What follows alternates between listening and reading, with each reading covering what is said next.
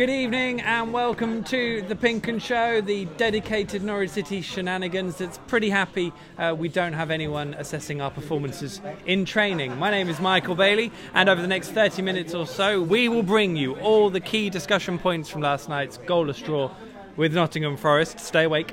Wonder how the land lies now for Nelson Oliveira, and of course tee up City's double away header at Hull and Barnsley. If that doesn't get your pulses racing, I have no idea what does. Joining us to do all that and more, we have a top double act two in the shape of ex-City winger Cedric Anselin and outspoken season ticket holder Dave Powell. Gentlemen, how are you on this fine Wednesday evening? Very good. Yeah, very good. Yeah. Pleased to be here. Better than last week. Yes, we were all snowed in, I think, this time last week. And we will get onto that in a tick. We are live now on PinkUn.com and the PinkUn Facebook page. We want to hear from you too, be it on Nelson, no goals, or why you've either given up on this season or you're determined to see it out until the bitter end. Get your questions, comments and banter through to us here down the pub. All you need to do is post your words on the Facebook page and they will ping right through to my iPhone. That is most certainly the plan. Anyway, right. Apologies, we were snowed off last week, which was a bit of a shame, as we had BBC Radio Norfolk duo Chris Gorham and Rob Butler all teed up and primed and ready to join us. Hopefully that lineup will happen before the end of March, so watch this space. Right, let's get on with it, shall we? We welcome back Wesley Moolahan to the fold after her namesake's lovely intervention last night, I thought. And let's ring in the latest Norwich City headline. Cedric! Lovely. Drawing blanks. Successive goalless draws at home just about sum it up for City. There's no hiding where the work is still needed. Cedric. Oliveira. Nelson stuck on a disciplinary for his poor attitude. If only he wasn't a striker. The misdemeanours are mounting. What slop, Carlton? Slop, Carlton. Big Morris and Big Ben Godfrey help take Shrewsbury to Wembley and the Checkatrade Trophy final next month. Good lads. Return of the mat. Yes, Jarvis is back for City's under-23s tonight versus Fulham at Carrow Road. Kickoff has just happened.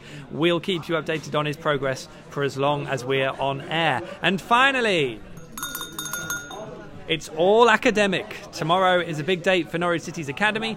It's just that at the moment we don't know exactly why. I have my theories and we'll discuss them in a bit. And there we go. Well done, Cedric. Top work. Enjoy that? Yeah, not too bad. I'm getting used to it. Good. Let's get stuck into first things first, I suppose. It has to be Nelson Oliveira, really. Away from the action in the game, it was the big talking point beforehand and pretty much afterwards as well. I'll come to you first, Dave, as a fan. What do you make of Nelson's latest misdemeanor? If his attitude on the training ground hasn't been up to scratch, and Farkel's got every right to do what he's done, and at the end of the day, I've seen him all through the season. His attitude does stink.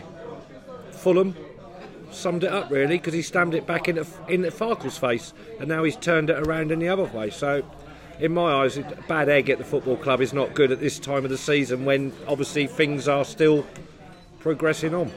It's probably a really big decision for Daniel Farke, because Nelson Oliveira is still one of the most highly rated players at the club, even though his record hasn't been great this year. He's one of the most valuable players. I mean, if he got his head down, he could probably get his way into the Portugal squad before the World Cup. It all just seems weird that at this point he wouldn't be trying and firing at his best. It's a strange situation, because I remember when at the beginning of the season, we said it would be probably a big season for him on the back of the World Cup in the summer. I thought it's going to be a very good season for him, but he's starting with the wrong foot, as you mentioned, Dave, with Fulham away. And I think since that he's just sort of head to head with the gaffer. Yeah. And right so, Daniel Farke has got all the right to not take him in the squad for the game last night. I think 1 goal in 12 is not good enough. His attitude is not right. He's got obviously a big wage as well at the club, so I probably think his future is a bit bleak. It was interesting that what he said to Chris Gorham yesterday on Radio Norfolk after the game.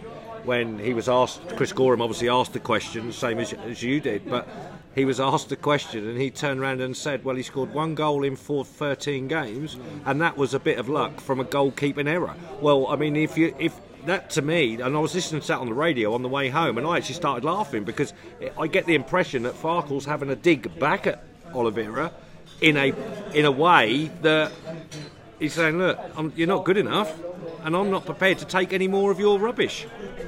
I mean, I've spoken to Nelson a few times, and I think he comes across as a nice guy and everything. I've enjoyed speaking to him, but it is difficult how this player is supposed to have had a big impact. And you maybe look at the game against Forest and go, oh, well, Nelson wasn't playing, so that's Daniel Farker cutting his nose off to spite his face. But, you know, Nelson's played in more than his fair share of goalless draws too. Something out there. I was surprised. You know, when we played Brentford away, which wasn't that many weeks ago, I was surprised that Brentford actually did not have a little bit of a niggle at him during the course of the game, because that's where he got sent off last season. And his way that he thinks, he actually conducted himself okay that day. But I personally think if Brentford had got in his face with the way that we're looking at him at certain times, would he have retaliated? Interesting one with Nelson, of course, and I mean, you kind of said that the writing on the wall. I mean, it seems to me that I've never really been convinced he's the kind of striker that Daniel Farker would necessarily want if you lined up all the possible strikers he could bring in himself. As I said, you know, both of them are starting completely on the wrong foot. You know, the first game against Fulham away, they banged their head against each other, and obviously few words been said behind closed doors, and I think he should just carry on for the remaining season. That I don't know if the fact that Oliveira think that Daniel Farker don't have a great of confidence in him, probably affecting his sort of playing week in, week out. And as a manager as well, and you having been a player in that situation, if a player is playing up, the manager has to react to that, doesn't he? He can't just let it go, because ultimately the rest of the players will probably question his authority at that point. I think Daniel Farker has done the right things. He has to step in because he has to control the squad. He has to make sure that he is the boss, and in regard of all the other players, you know, what Oliveira done this week in terms of... Did you have anything in the dressing room when you were here? Yeah, a few things, but dressing room stay in the dressing room. But obviously Daniel Farker, for me, he's been very honest. He's very honest. It's not the first situation that he's been honest with. And if you look other manager in that kind of situation, they will probably turn the question around and we never know what happened. And you know, I will applaud Daniel Farker to be the way he is. And I don't know, because he's German and his English is not as good as, so he just say as it is. It's a great point indeed. So with no Nelson on Tuesday, I mean, it was obviously a really disappointing result without him too, and we'll have to see we'll have to see when Nelson's next involved. He might be Saturday. It might take longer for him to get back into the team. But in terms of the pair of draws at home to Bolton and then Nottingham Forest, Dave, I mean, the fans' reaction's pretty clear. A lot of them thought it was terrible and horrible. Criticise the fans, really, can I? Because I mean, you can if you want. I mean, I've been stand by this team all season, and even I'm starting to think, am I really worth bothering with at the moment? It really is bad. It's the home. Like I said to you, I'm looking forward to going to Hull on Saturday because it's more entertaining. I remember saying quite a couple of months ago, Norwich, they got the shape and the system to play better away, because away, the opposition team obviously play at home, they're more open to attack Norwich. Yeah. And when is the game at Carrow Road, Norwich don't have that game to break the oppositions because everything is too tight. I mean, yesterday's game, to be fair, Forest and Norwich have actually got very, very good close records in regarding passing accuracy, possession of the ball, and you actually look and you think before the game, you think, actually, this could be really interesting. Who gets the ball the most and who's going to try and push through little pockets? Well, in all fairness, Forest came here as if they'd watched the Bolton game. They aren't really that bothered about getting a win, but they knew that they could sneak one. And to be fair, there was 2 or 3 times during the course of that first half where we could have been 1 or 2-0 down through us sloppy stuff at the back. I thought Closer was poor yesterday, and Hanley had to cover both Zimmerman, Closer, whoever. I'll tell you what, should we We'll come back to Grant Hanley. I think we'll do it in a moment. Just a couple of questions or comments on here. What have we got? Jake Watson, our esteemed colleague. Hello, Jake. Apparently he's got a model shoot coming up. Jake says bonsoir, which I guess is for you, Cedric. Yeah, I spoke to him last night. Us text each other today. So yeah, bonsoir, Jake. Bonsoir, Jake. What else have we got here? Stephen Taylor, we're used to playing without a striker, smiley face. I guess that's maybe a reference to Dennis Shrabini's performance. And Carl Beck, can't believe that the goal tally is the worst in 15 years. Is Stuart Webber clueless? Well, I don't think he's clueless, but certainly there's obviously questions. What the problem is it? But this is it. I mean, the people are probably not entirely sure where to cast their net in terms of who to fire at and blame. But we've got, allegedly, as we've been talking about, the best striker in the Championship. OK, it's not proven that now, so you can't blame Webber for that, because we already had him. So it's not his fault. It's not his fault. Let's move it on, shall we? Sort of.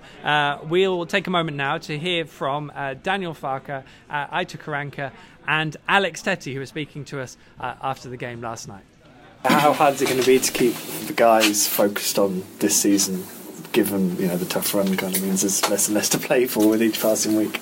No, I think it's very important. We have games to play for, because we don't want to be ending up being number 14 in the Championship. As I've been in this club, we've never ended up in 14s, even we've been in Championship. It's always trying to be in that playoff places. So we are desperately trying to move up the table. The recent result hasn't helped us. Imagine changing these draws into wins. We'll be up there. So we are between ourselves. We are really trying to get in a better position. Does that sort of hurt your pride then, in a way, as a group of players, that you've not really been quite at it this year and you are that far behind? Or no, we don't see it that way. We see it like there's 10 more games to go, and we are doing everything to finish the season high. That's and every game, as far as the last 5 games, we've played well, but in the Championship you need to be clinical in front of goal, and when you go to Derby and you have you need 2 penalties to score 1 goal. It's difficult, isn't it? And it's the same with Bolton. I don't know how many chances we need to get 1 goal in the box, so in the goal. So it's difficult. It's difficult. I guess it's a shame that Nelson Oliveira is a striker, really, isn't it? Because out of all the players that you wouldn't have wanted to miss out today, I guess it would have been one of your forward-line players. Yeah, but as I said, that's we have a manager, and the manager is the last. He has the last word. So whatever he decides, everyone is okay, boss. Yes, boss. So hopefully we'll be back in the side very soon, because we need him. Yeah, sure. And just one more on the contract situation. You mentioned about Norwich making an offer. It's probably quite a difficult situation, isn't it? Because the club you joined initially, Premier League club, and it's always been at that level. And as much as you'd probably like to stay in the area, which has been your home, you kind of understand the club probably can't fund that with the future. I really understand the club's position now. I really understand the way or the direction they will need to go from next season. I understand all of that. So I'm not a greedy person asking this or that or that. Me myself is not in control. I have people talking to them and someone getting back at me. I know, I respect Norwich. I know things are not going to be as they are this season, and as you mentioned, it's difficult to take, because the club, since I've joined, has always been either Premier League club or a club that is going to the Premier League. So personally, I just have to 10 games to go, and we'll see. It comes to there, we need to take a decision and see what's going to happen. Just need to concentrate on staying fit, and not getting banned. Not getting banned as well, and helping the team if I'm called upon as much as I can. That's what it is for me now. I'm not. My head is not in contract talks or who's saying this or that. My head is just training, keep fit, and help the team when I'm called upon. and end things on a high, have a good end to the season. Yeah, that's what we are aiming at the moment. We our heads are not down. We know where we are. We know a couple of wins and teams dropping point. We can be, instead of 14th, we can be 9th, 10th. So that's how tight it is. So we just need to keep going. Cheers, Alex. Yeah. Appreciate that. We're back. Yes. We're back. Now, sorry about that. That appeared to be Alex Tetty solely. 4 minutes of Alex Tetty. But if you want to hear more from him, and of course also from Daniel Farke and Aitor Karanka, it is all on the PinkUn YouTube channel and PinkUn.com. Shall we actually talk about Alex Tetty, because it was sort of coming up then while we were while Alex Tetty was playing? I'm confused on why Tetty wouldn't sign a contract, because I can't see him. I know you've just said off air that it's his last contract. Well, where's he going to go on the money that he's potentially going to be on? Somewhere else. Well, I guess that, to be honest, is probably the question he's wondering, and he's going to wait and see what's out there, because the one thing Alex Tetty hasn't ever done is rule out staying at Norwich. Yeah, I remember a couple of months ago when he put something on Twitter in his, I think, Scandinavian language, when everyone think, oh, he's going to leave at the winter break, but it was nothing to do with it. But as you mentioned, he probably want a bigger contract, but again, he's what, 30 plus now? Yeah, 31. Is his last chance to earn a bigger contract, but again, where is he going to get that amount of Premier League wages he's got at Norwich now? Yeah. Is he going to come back in Scandinavia, play for Rosenborg, where they play Champions League year after year? They don't pay that kind of money, though, do they? We don't know. I think he don't even know himself where he's going to end. Which, therefore, you can't really blame him for just waiting before he makes a decision. He's dangled the carrot in front of Webber, hasn't he? And let's see what Webber comes back with regarding another contract. That is a typical football world where you come to almost the end of your contract. You are at an age where, I honestly think that Tetty wants to stay, and he's playing the cards. Well, let's hope he picks the right one and stays, because I'd love to see him stay a little bit longer. One question we didn't get around to earlier, excuse me, but it does kind of tie in maybe to Dennis Shrabini's full debut at Carrow Road that happened last night. For me, he seemed to struggle, and we're kind of asking this question: are Norwich's issues through the way they're being set up by Daniel Farke, or are they through the quality of the personnel they've got at their disposal? There's sort of two questions there, Dave. Good question. I do believe myself that Daniel is setting the team up for that, because he played in exactly the same position role last night than what Oliveira's played, that Cameron Girona's played. We need somebody who's going to be sitting around the 18 6-yard box and trying, as you're going to say later, the width and the pace to get these balls in. But he's a big frame, he's not a small bloke, and yet he didn't cause, in the first half when Norwich were actually on top, he didn't actually worry the defenders. He's not in there giving it some. But there was something noticeable at Norwich, I thought, on Tuesday night, that they were trying to be more direct, and they were trying to get the wingers, because they had Josh Murphy and Onel Hernandez, who was very good. They were trying to get the ball to them, get them in behind a little bit more than we've seen. Well, I think it's quite difficult with Nobody, because I was commentating the games against Bolton when he came on second half, and I didn't see any spark, and I don't like to criticise any player, and I'm not here to criticise him as a player. But, he just come to a different country, different language, different football. The football he played in Germany to the football he played in England is League Two, I think, what he was playing, the equivalent League Two. But the tempo of the Championship is the Championship is probably the hardest league in the world. Yeah. And he needs that time to adaptation. But for me, what's lacking in the way that Daniel Farke is set up his players, doesn't matter which system he's playing, his lack of pace behind the back four. Mm-hmm. And I don't think he's that kind of a player who's going to run behind the back four. Also, the worrying thing is a setup regarding it, because in the Championship, which we've obviously been fortunate enough to go to Wembley and win in the playoff finals, and we've been there, and we've done it. We know what the Championship's are all about, and sometimes during the course of a Championship season, you have to change your system to suit what you're doing, and if and we haven't got them players to be able to change that system. That's the frustrating thing. You sometimes in a game you might find yourself 2-0 down, and when we went to Wembley and beat Middlesbrough in a fantastic day, we had to change the systems numerous times when we were losing, and there was a lot of games in that season that we were behind.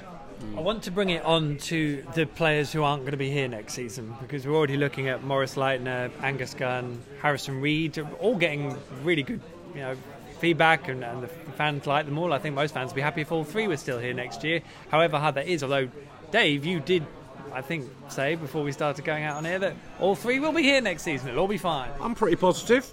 I am actually positive that all three will stay. I personally think Angus Gunn is the first one. Why would you go back to Man City to go out to Premier League to sit on the bench? I mean, Cedric said to me that maybe there might be a lower team in the Premier League. Is he guaranteed to be Premier League? Because I've noticed just lately in certain Premier League teams, they have switched to goalkeepers a lot more. There's not always a number one goalkeeper now in the Premier League. For the lower positions in the Premier League, because if they start getting thumped, they change to goalkeeper. Now, is that good confidence? I think the reputation between Man City and Norwich, and I've spoken to a few Man City fans of late, and they've actually come in contact with me and they've said, we're really pleased that you've looked after Angus Gunn, because we appreciate on what you're trying to do. Now, you've got that kind of stuff going on with Man City, who at the moment look as if they won the Premier League. Why would they not want him? Because, at the end of the day, we took a big risk with him, and they took a big risk him coming here. It'd be wonderful if Angus did hang around. Harrison Reed might well have a different discussion to make, although, of course, it's highly likely Southampton could end up in the Championship next year, and he probably will get some game time then. Well, yeah, he's very close, at the bottom in the Premier League. But I think if Southampton go down, and I think he's quite happy in Norwich. I think he's settled very nicely. I think he's completely changed as a player since he's been playing on the right-hand side, since he's been moved from more the central role, where for me he was undisciplined enough. He was not disciplined enough, sorry. Going back on the right, he's a lot better, more complete player. And he said a couple of weeks ago that he don't want to come back to Southampton and sit in the stands. So he's looking for time play, and I think Norwich will be very happy to have him next year. So again, it's about finding the money to buy a player. I don't know how many year contract he's got with Southampton. I don't know that. I think it's a long one. I think he signed a 4-year deal a year or so ago. So it's a lot of money then. Yeah, probably costs money, which is something Norwich don't have. Let's be brutally honest about it. Maurice Leitner, I think that's going to come down to Augsburg, and maybe whether Norwich have already sold someone and decide that Maurice could possibly step up, which kind of brings me on to Neil Austin's question. Hello, Neil. He says, good evening, Neil, Cedric, Michael, Cedric and Dave. Given the slightly improved impact Wes Moolahan made last night, how do you fit Wes, Maddison and Leitner in the same starting 11? Is that even possible? I have a feeling Daniel Farke quite likes the idea of playing lots of those kind of playmaker players, but we're now starting to see him play Hernandez and Murphy and some more pace. I do believe if Wes, as Daniel Farke said, if Wes was 10 years younger, he would probably easily play them three together. I think now for Wes is the question if he can last 90 minutes, because obviously the tempo is quite very high. But yeah, I think I really hope Wes will stay next year, because I think he still have a big say in the squad. And he came on last night and he affected things, I thought. When he came on against Bolton, he looked really short. He's short, as in height. It shocked me how well he actually. It's a bit annoying because we said earlier on, you have 60 minutes of Wes and take him off, you might have won that game already. And yet I'm not the biggest Wes fan. However, what I saw yesterday is the 120% improvement on what we've been doing for the whole of the game until he came on. Well, last week against Bolton, when he came on, he didn't have the great impact when he came on. But if I remember, the first touch he had when he came on, first he was looking to go play forward. His first ball was boom, I play forward. And he took 3 players of Bolton out of the game by 1 pass. And I think it's what we're lacking. So when he actually play, every time he got the ball, he wants to play forward. And I love Maddison, but Maddison for me sometimes he played too much safe ball, sideways. And two things there. Farkle turned around and actually did say that Wes would be more involved as the season went on, and that was after the Bolton game. I think he was interviewed and he said that, and he said that Wes is going to be part of the end of the season. Now, Maddison is our key player. Fact. Madison didn't play very well last night. What did we do after? If Madison doesn't play very well, we struggle. And look how many points Madison has actually got us this season. So it is, I'm not going, Madison's not very good either. No, Madison is the best thing that we've got at this football club. But if Madison doesn't perform, I think the rest of the players aren't very good around it. But I think West has got a big set. If Madison don't perform, I think West will have probably more time on the pitch. I think at the start of the season it was between Madison and Wes. We didn't know a great deal about Madison. We heard good things about Madison. He had a good season at Aberdeen, but I think Madison just took over West in terms of time playing. Now I don't. Pritchard as well. So Right, we're going to move it on. Thanks, gents. Just to bring you an update from Carrow Road, where Norwich City are already a goal down to Fulham. Fulham took the lead after 7 minutes. More worryingly, I'm afraid, after 17 minutes, Matt Jarvis has had to hobble off with an injury. I don't know what it is. He's limped off. Updates are with David Freezer on Twitter, but that's the pretty devastating news. Matt Jarvis's comeback has lasted basically 17 minutes. See Twitter going now as we speak, I should imagine, with certain Norwich fans. I mean, we haven't seen him, have we? And we know he's had a bad injury.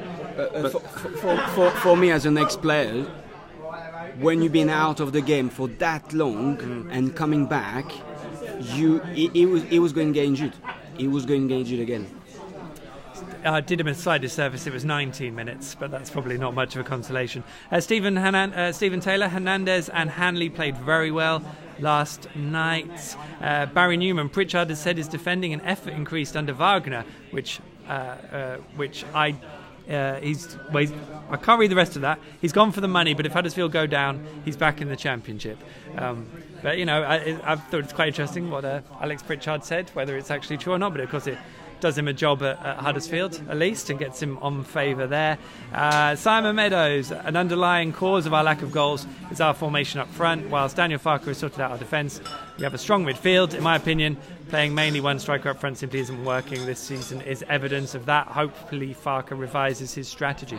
I did see one of I think it was Talk Norwich City, mentioning that the problem's actually been the assists, because Norwich have only had a few assists this season from midfield. But Close has had one. But then it's not maybe about assists, it's about how many chances they've created, and you would say they've created enough chances. So anyway, I think we've done enough on that debate. Norwich can't score goals. Let's hope they sort it out. Let's bring a bit of this back, shall we, Dan? Yes, it's Flip the Bird. Now, last time out, it was our own East Anglian derby with Ryan Jarvis producing a supposedly honest 6 to pip Steve Foley's 5 and earn Norwich City the derby bragging rights. That was enough to leave the duo safely in mid-table in our standings for the season, as Steve Cook's remarkable score starts to look rather unbeatable. That said, Dave Powell has made it very clear he has been practicing, and said made it very clear badly. Yes, he did. And Cedric, you've never done this before? No, I've never played apart. Well, half an hour ago I was just practicing. Yeah, well, you can take this back to France next time you're over. I'm sure they'll appreciate that. So here's your pile, Dave. That's for you. Cedric, here's your pile. You have 30 seconds. We'll move the coffee because they didn't have any green tea. You have 30 seconds to flip the largest pile of PinkUn beer mats that you can muster. Yeah. See how you get on. The winner gets a much prized selfie with Wesley Moolahan and will forever be deemed more Robert Flick than Flicky Van Volswinkle. Are you ready? Gents ready? Look at them, they're ready. Dan's ready. Let's go, Dan. 3, 2, 1, go. We're off. And I'm commentating. It's a slow start, but Dave's already picked up to 2. You can't have that one, though. Cedric looking calm and composed. Oh, he's lost one. Just had another one. Cedric just checking them off. A nice, calm. Oh, there's a bit of a French swagger about this from Cedric. Dave, you'll notice that Dave is left-handed and Cedric is right. This is causing added friction. For someone who's not done this before, Cedric's looking pretty handy, it has to be said. 5 seconds left, it's the last push. Dave's just sort of put together a pile. And there we go, that's the end. That's the end. Awesome effort from Cedric, and Dave sort of chucked this pile across to me. So you can have that pile. How many's there, Dave? There's yours. 1, 2, 3, 4, 5, 6. Sort of a 6. 2, 3, 4, 5, 6, 7, 8. 8 from Cedric on his debut. What an effort. Fantastic stuff, Cedric. You happy with that? I'm very happy I never played the game. Can we carry on? Yeah, carry on, yeah. I mean, you could be lying. You could have played it lots of times. We will get a selfie with Cedric and Wesley Moolahan sorted out just after this, though. The one thing we did have planned for last week that we didn't manage to get around to because we were snowed in, of course, was this year's Aviva Junior journalists, Mason and Gracie. Their entries into this year's competition were so good, they won the prize to cover Norwich's visit from Bolton. You can read their reports over at PinkUn.com, and in the meantime, here is my chat with the pair. I am here at Carrow Road with the winners of this year's Aviva Junior Journalists competition that's been run with Norwich City. I'm with Gracie, who's 8, and Mason, who's 12. You guys won the competition, and you've been having loads of fun over the last couple of days here at Carrow Road. What have you been up to, Gracie? So today we've been meeting Delia and Brian Gunn, so that's actually been quite exciting. I bet it has been. How about you, Mason? And we've also been on a tour of Carrow Road. We've gone in the home and away dressing rooms, which was quite fun. Sat in Farker's seat and the away dugout as well. So that's it was good. Was it a comfortable seat? Would you like sitting there more often? Yeah, more comfortable than subs. Yeah. Well, that's probably deliberate as well, isn't it? And Gracie, yesterday you got to meet your favourite player. Yes, I did. It's Christoph Zimmermann. You got a picture. What was it like to just talk to him? Well, it was quite nice, and when I literally stood next to him, I literally compared me from Zimmermann, and I never knew he was going to be that tall. He is a very tall man, isn't he? He's a very tall man. Now, what did you do to win the competition, Mason? We wrote a 300-word match report on a Norwich City win. I think we both did Middlesbrough because Johnny Harrison came back and Tom Tribal scored a 25-yard thunderbolt, so it was a good game to do. Good stuff. Is that how you described it? Yeah, I think so. Good words. I like those. That's great stuff. And you with the same, Gracie, did you enjoy doing it? Yes, I did. As soon as my mum told me that there was going to be like a match report, I had no idea. I was just going to go, yeah, I'm going to do it. Brilliant. And good fun? It was worth it, actually. It was good fun. So, I mean, you guys are only young, so you don't have to make any career decisions just yet. But is it something you'd like to go into, being a football journalist? Maybe. What's it competing with? Well, I was wanting to be a teacher, but now I'm wishing I could be a teacher journalist, but I'm not sure now. You could do teaching journalism. That'd be really good. That'd be good. How about you, Mason? Yeah, I wanted to be a PE teacher, and now I'm sort of in PE teacher and journalist, so I'm not sure, really. I could go either way. Well, good luck. Work hard. Make sure you do all your studying. The game today, of course, Norwich taking on Bolton, so I need to get your official punditry predictions on what's going to happen today. Gracie? Well, I think it's either going to be 1-1 or 1-0 to Norwich, but I'm guessing Hanley's going to score, but if not, you never know. You never know. Did you see Grant Hanley smile today? No. Oh, yeah, that's all right. Not all of us have seen him smile, so don't worry. How about you, Mason? I reckon it's 2-0 and Hanley and Oliveira are going to score. And then we'll all be happy. Yeah, all be happy. Hanley will smile. Everything will be good. Brilliant stuff. Well, congratulations, Mason, Gracie. Well done. Enjoy the rest of your day. Thank you. Thank you. Oh, well, welcome back. Great to see Mason and Gracie do so well in their competition. Remember the names. I'm sure we'll be hearing from them in future in one capacity or another. Just a reminder that the under-23s Norwich City were 1-0 down at home to Fulham at Carrow Road. That game's going on at the moment. Matt Jarvis has come back after at least a year and a bit out through injury. Came to an end after just 19 minutes with another injury. He's limped off. We don't know how bad that is, of course. It could be a minor setback, but clearly devastating news for the player himself. Right, let's have a look at the championship picture, shall we? And it's changed a little bit since we were last on. So here is how the land lies right now. Last night was a good one for most of the promotion chasers, with Wolves in action this evening. If they don't win tonight, there will be talk of a major wobble at Molineux. Apparently they've made reported losses of £23 million from last season. Woof. Millwall have now won 5 away games on the spin, while once again Ipswich have not let their derby disappointment get in the way of their league form. As for Alec Neil, his Preston side continues to flourish. So Wolves remain top, but only by 3 points at present. Aston Villa are still some way behind in third mind. Fulham also look good for the playoffs, but with Derby stuttering, the picture below is really starting to open up. With Norwich City stuck in mid-table now, sadly, and 3 points behind Ipswich, there isn't going to be much riding on the rest of this season. There are still some big teams below them, a few that Norwich will come up against in the coming weeks too. Barnsley are hovering dangerously, while Gary Monk has a job on after taking over from Steve Cotterill at Birmingham. Sunderland's plight isn't getting any better either.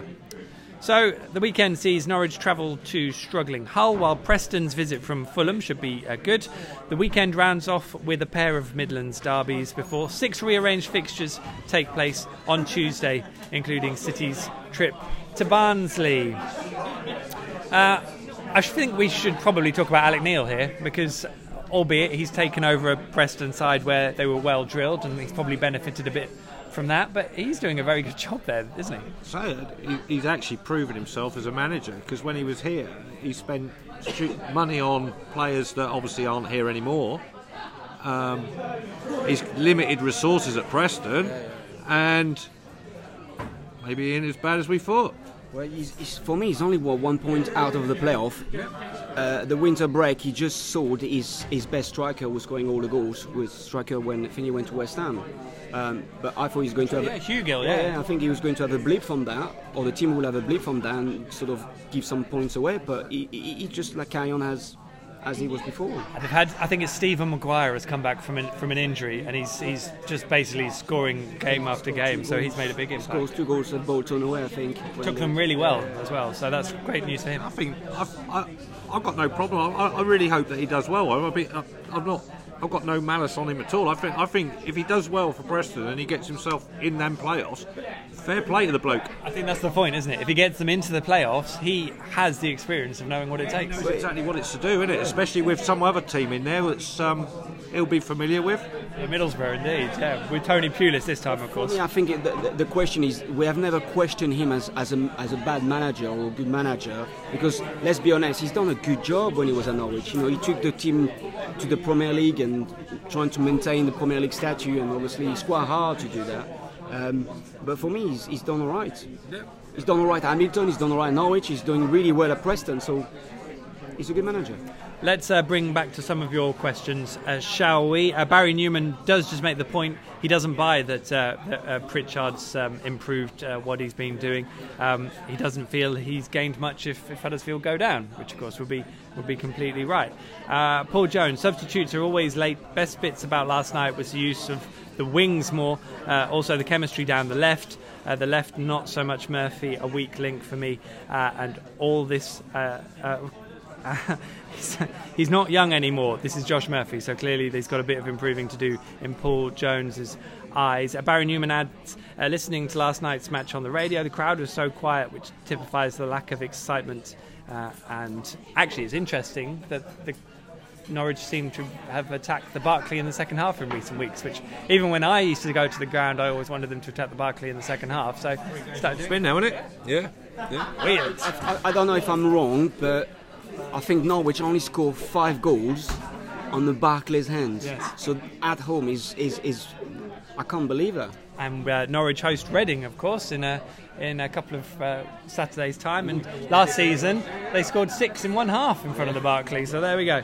That's going to happen this season. No. We have not even scored no more than 2 goals this year. Not quite blown anyone away yet. Right, let's finish up tonight by locking our sights on one of the ugly trips. There is no quick way to get from Hull to Norwich or vice versa. It's a horrible way to get, and a horrible situation at Hull as well. I mean, it's funny to think they were in the Premier League last year. This year, a write-off. It's a mess. They really in serious danger of being relegated. The fans are really unhappy with the ownership, and the ownership debate is a long one. We're not going to go into it, but clearly if you were going to offer up an example of how it can go wrong, Hull would be the one. I've just noticed we've got a couple of interesting games, haven't we, the next two? We've actually got a big say in what happens down there. Interesting. Yeah, I mean, Hull are in a rut, aren't they? Yeah, it's we look all in a situation, but we can look even Sunderland as well. So them two clubs was in the Premier League last year, and if you look the league now, it's Hull 20th and Sunderland 24th. So yeah, it's an absolute mess. Just had a little look here. Stephen Taylor has mentioned the one thing we didn't mention from last night. Even the streaker couldn't be bothered. I think it was world's worst streaker you've ever seen.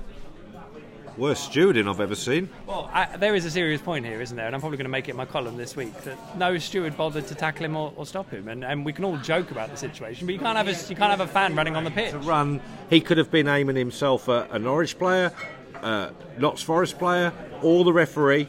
And he had every opportunity to go and do whatever he wanted to do. Luckily enough, he'd obviously come to his senses and sobered up a little bit once he'd got on the pitch. But it could have turned into quite a dangerous situation, and you can see why football clubs are trying to drill down on this, because there could have been a potential accident waiting to happen, and the stewards let it happen. Well, to be honest, it's a very delicate situation, because I think it was last weekend, second division in Holland, it was a big brawl after the game where the fans commonly went on into the pitch and starting to fight with the players, and he was like, players get kicked and punched and all that. And we don't want to come to that. No. But is it the guy who ran onto the pitch, he was a Norwich fan or? I think he was a Forest fan, and I think it was for a bet, £500 bet or something. Well, yeah, so he's been arrested and he's. You laugh about bets. Not last season, the season before, in a T20 cricket final involving Swardston at Horsford, there was a bet. I think he got £200 for riding naked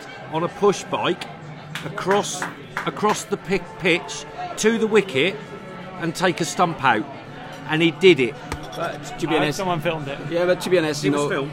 As we mentioned, you think what are the stewards doing, because he has to have the time to run half of the pitch and then come back.